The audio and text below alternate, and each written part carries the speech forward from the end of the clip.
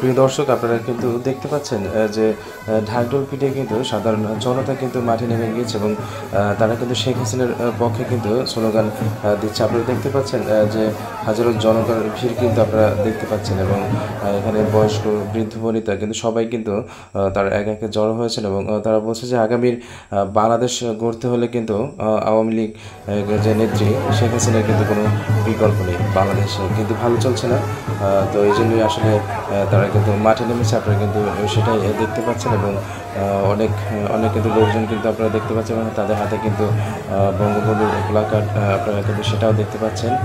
এই যে দেখুন, আপনারা আসলে শেখ হাসিনার জন্য কিন্তু তারা আসলে মাঠে নেমেছে এবং শেখ হাসিনাকে যাতে আবার বাংলাদেশে নিয়ে আসা যায় এবং তাকে কিন্তু আবার প্রধানমন্ত্রীর জন্যই কিন্তু তারা আসলে মাঠে নেমেছে।